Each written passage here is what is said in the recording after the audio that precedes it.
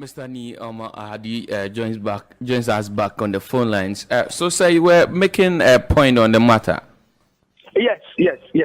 I was establishing the fact that, one, if we say that the lady is a former student of the master, one.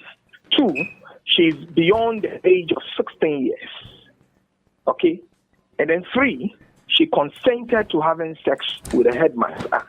Then there is very little we can do about it.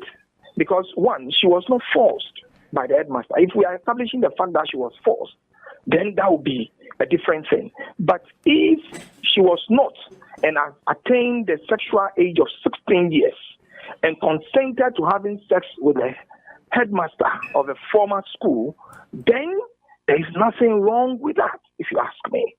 But let's raise the issue of the first point where you said the pupil or students of a particular school have complained of continuous sexual harassment by their teachers of the school. That there is everything wrong with it, because we call it privilege relationship.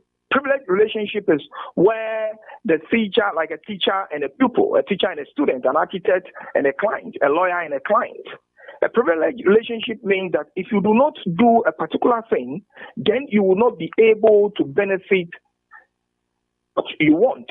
So that in the first analysis that you gave, the situation will be that if those students or pupils do not yield to the sexual demands of the teachers, then they may fail them in their exams. And because of that, they may be forced to give in to the teachers. And that is not right before the law. So that one is found on it. And then secondly, even if they are of that age, that privilege relationship bars any teacher from going into such relationship with pupil. It does not work.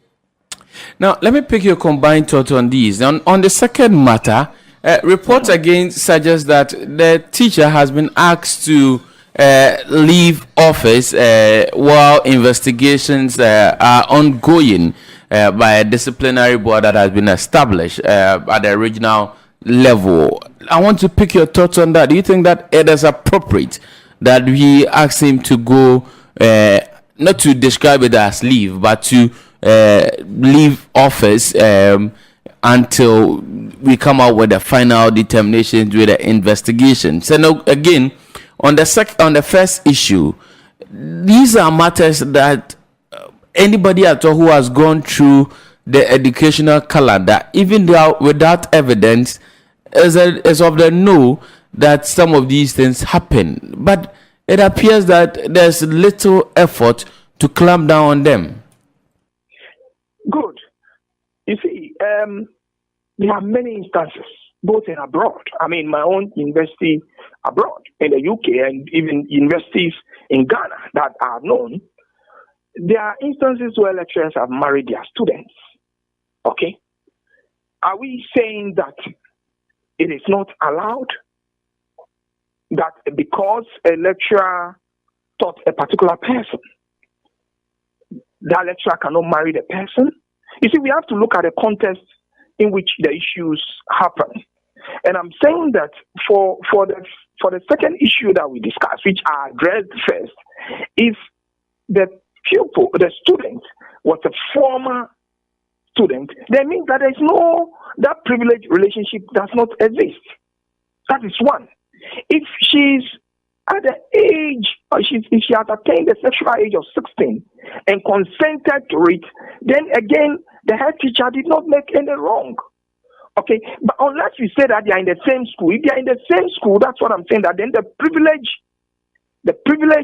thing comes in there, where if the student has not yielded to the demand of the head teacher, then the head teacher will say that, then you say probably she may fail the exams because she's not complying. So that is wrong in every sense of it. Okay, that is wrong in every sense of it. Again, who makes the complaints?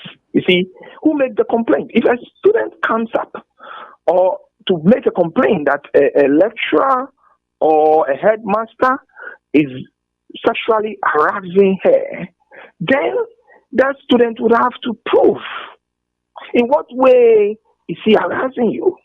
Okay, and if he is harassing you, how did he do it? Are you in a position of privilege advantage where if you do not give in, you are told that you will fail? So there are different instances where these issues happen. Okay, but the point I want to establish firmly is what they call the privilege